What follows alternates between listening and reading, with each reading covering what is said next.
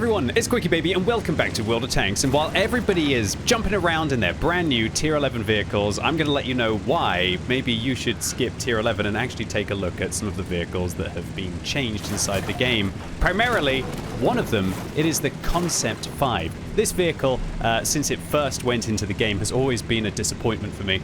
I think Wargaming intentionally made the British wheeled vehicles below, should we say, balanced. So they made them worse than they probably should have been, just because they were so worried about community backlash. Lots of people didn't really like the wheeled vehicles when they went into the game, with regards to the French wheeled light vehicles. And so accordingly, when Wargaming made the next wheeled branch, the British wheeled mediums, I think they intentionally made them bad so that the community wouldn't be up in arms about, oh, how they're breaking the game and how they're dominating the battles and so on and so forth. And so really, the British wheeled mediums, they've been very much forgotten about. And when you think about it, I think this is a good-looking tank. It's definitely a little bit chonky, right? But you can love chonky tanks, right? A little bit boxy in places, but it's got some angles all in the right spots, right? But apart from aesthetics on this vehicle, I do feel like it was such an opportunity to make an exciting tank. I've been saying since the beginning the Wargaming should pump up the alpha damage and let this thing be more of kind of like an opportunistic ambush sniper, and give it some other features, maybe like camo rating and maybe a little bit on its mobility to be able to get around and go after its opponents. Well, finally, about, I don't know what it is, a couple years after it entered the game, this tank is finally relevant again, boys and girls. Finally relevant again. Because Wargaming in 2.0 just buffed this tank, but apparently they didn't buff my luck / brains at being able to give a little bit more lead against that target. Wargaming have done the following to the Concept 5. They've improved the damage per minute, but the way they've improved the damage per minute is not by improving the rate of fire. They've improved something that's better than having rate of fire in World of Tanks. They've improved the alpha damage. The alpha damage on its standard rounds has gone from 430 up to 460, making it have more alpha damage than most of the Tier 11 mediums, apart from if you're playing maybe the object 432U, and that is a mouthful to say very quickly after having the 430U as being the top tier for such a long time. The 432U, I believe, can get up to 600 alpha damage, although you have to charge the shell and you have the penalty of issues when you only have like a 1 or 2 second window, or maybe a 3 second window to be able to deliver that shot before the alpha damage goes away. And I'll be quiet for a second. Hear this. Can you hear what the engine sounds are like now on the Concept? That's obviously a big buff to the vehicle as well. You know, you have to get this tank because they've buffed the engine sounds, right? So this vehicle leapfrogged the Leopard. It leapfrogged the 121 to now, I believe, have the highest alpha damage of any of the Tier 10 mediums. I think we can say that. And very competitive alpha damage for the higher tiers as well. Now, why this is so important is because buffing the alpha damage of this tank up from what it was before, where it was 430 up to 460, now means that its effective DPM has been buffed so much more than if they'd improved the rate of fire. And the reason for that is because in World of Tanks, every time you fire, you pretty much have to go and hide. This is the perfect situation for this vehicle to demonstrate. I go into the bush, I have to then, when I leave the bush, hide for about 12 seconds or so before I go back up into the bush to be able to engage my opponents again. And that's because of the amount of time that you're spotted. You're spotted for 10 seconds base. You can reduce that to 9 seconds if you take a cruise skill on your commander, which I really enjoy. But then you have to counter enemy's designated target, which means that you've gone from 9 seconds to 11 seconds. Then you have to consider either using a directive, which means instead of going from 9 to 11 seconds, it's going to go from 9 to 13 seconds. And then they might be using vents and a premium consumable, which will actually mean it'll go up to like 14. But that's only maybe about 1% or 0.5% of players, usually top tier light tanks like that Manticore, might be using that directive and have that complete loadout. So as a rule of thumb, unless you are in a highly competitive situation playing against the most incredibly sweaty player when they're playing their light tanks, you're pretty much safe as long as you're taking that commander skill of kind of going back up into the bush about 11 or 12 seconds. And so, what do you see my reload is on this vehicle, right? My reload on this vehicle is 10.5 seconds right now with a premium consumable. That's because I've actually lowered the rate of fire to improve the accuracy on this tank. And I'm not using a gun rammer. I'm going for a build of vents, vision system, exhaust, to make me able to actually spot my opponent / assist my team. And more importantly, the exhaust on this vehicle takes it from being a horrendous tank with regards to its camo rating to actually being playable. And so this build on the concept, I ended up having really good games in a row on this tank yesterday by being a little bit sneaky and outplaying a lot of, should we say, the more casual players who are joining back in World of Tanks with the camo rating on the tank. So that is why this alpha damage is just humongous. And it's not just that that's on this vehicle. Wargaming are also have improved the vehicle's hit points up to 1,900, and they've also improved the accuracy from 0.31 to an astonishing 0.27. And so while a lot of people, oh my word, that 140 has been buffed though as well. Goodness gracious, that thing just absolutely whooped my bottom. But I digress. So while a lot of people are currently frantically grinding to be able to get the Leopard 120, guys, I think you're grinding the wrong tank. I think the tank to grind is actually the concept right now. This vehicle, oh my word, the alpha damage buff on this vehicle and the accuracy buff has revolutionized it.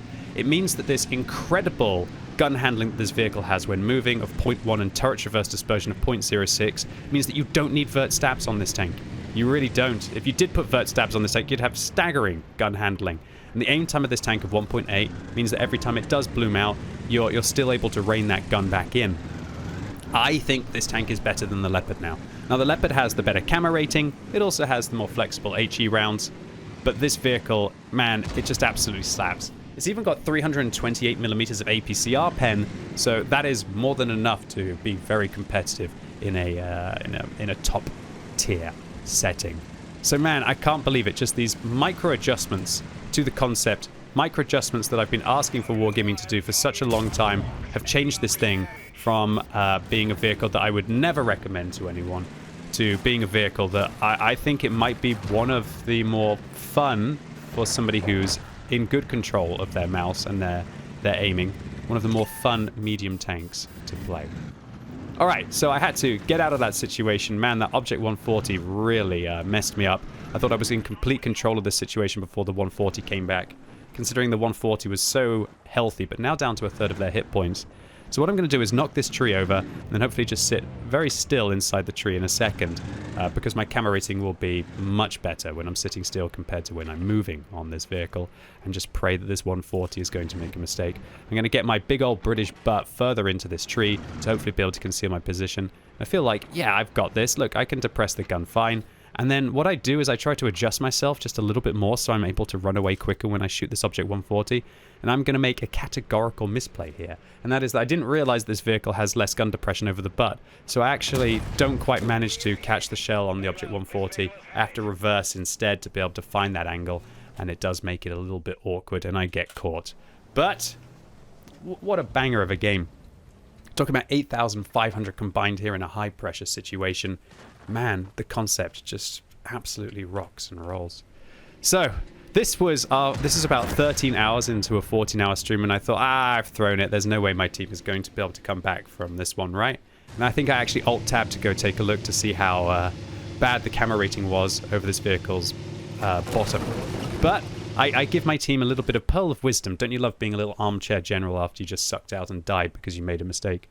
I suggest the artillery. Self-propelled gun, you should cap. Bait for the Leopard. And I don't know what's happened in 2.0. Maybe Wargaming have just installed ears on the players as well. But look, they're actually going to do it. It's such a beautiful thing to see. The Batchat is going to go sit in the cap, and the Leopard is going to go get into a position to hopefully be able to provide a little bit of crossfire on the Badger. And ladies and gents, boys and girls, you've got to love it when a plan comes together. The Leopard gets a good shot into the Badger. Badger now is going to move towards the Leopard. He sees the artillery inside the cap circle. He's going to go after the artillery. Artillery's got 490 hit points. Badger misses the first shot. That means the Leopard's going to be able to advance through. Now the Leopard's going to be behind the Badger. And you know what? GG to that artillery. Even with the Badger's high roll, unless he fired HE. Alakev, GG to you, man, for getting in that cap circle and making that sacrifice. What a beautiful thing to see. And that's going to allow the Leopard to have the easiest game versus the Badger. Teamwork makes the dream work. And we can see also our team, GG in chat, affirmative. What a round. And a great carry there by Andre in their Leopard. And I really can't emphasize enough how much I recommend that you give a build like this a go. If you don't have enough view range, drop the vents and use coated optics instead. But combining that with the vision system and exhaust, man, yeah, it just allows you to really take the worst aspects of this vehicle and make it playable. And as soon as this tank has the capabilities of being able to outspot its opponents, man, it just feels like a whole different ball game. And then you can really make that accuracy and that alpha damage come out to play. So you might see that now I'm using an incredibly sweaty build. This is because I'm sitting at kind of like, I think 94.5% marks of excellence. And I can tell you, the marks of excellence on the concept, they're not going to stay what they currently are. When I was playing yesterday, it was only about 4,000 combined to be able to get the third mark on the concept. I know as soon as people pick up on this vehicle that it's going to start to produce some much more sweaty results. I'll be very surprised if it doesn't go to about 4.4 or more on this vehicle, as well as maybe all of the marks might be increasing as well when you think about it, with all of the casual players coming back into the game, and also all of the extra hit points there are going to be on tier 11 tanks. So man, World of Tanks 2.0, there's a lot to do right now with regards to opportunities if you want to try and gain marks of excellence on vehicles, if you want to try and grind vehicles. There's so much to do inside World of Tanks, it's absolutely bonkers. And I feel like people are going to be wanting to play more than ever. Talk about wanting to play more than ever. Did you see how many players there were on the European server yesterday? I think it capped out at about 280,000 players playing through, I guess, Wargaming Center. That is nearly 3 times what the usual summer peak is. Man, the matchmaker yesterday, it felt like it had more than enough players. It felt like it was very snappy.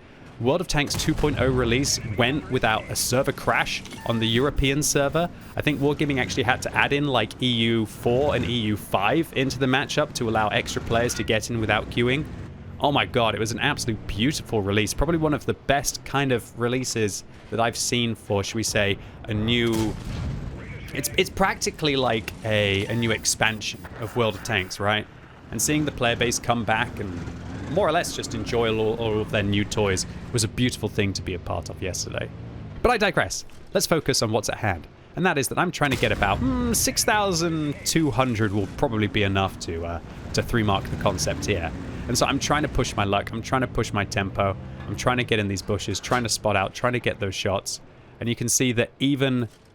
Ooh, can I get an overmatch right up into his flaps? Yes, I can. You can see that I'm actually managing to spot that Lion, spot that Type 68, and I'm not getting spotted myself. That is the advantage that the vision system and the exhaust are bringing right now, combined with the field mod on this vehicle that increases the camera rating by, I think it's 3% while moving. And you're more than capable of losing that reverse speed as well on this tank. Alright, so having managed to break the enemy's lines here, now I'm going to go in with my EBR friend and hopefully be able to get rid of this TVP. EBR finishes him off. I'm thinking, shall I go for the Type 68? But I see that there's a better opportunity maybe to go for the Stridsvagn 103B. I'm still thinking about going for the Type 68, but I think this STRV is the more valuable target. I have a quick look behind me to make sure that the Type 68 isn't going to get me.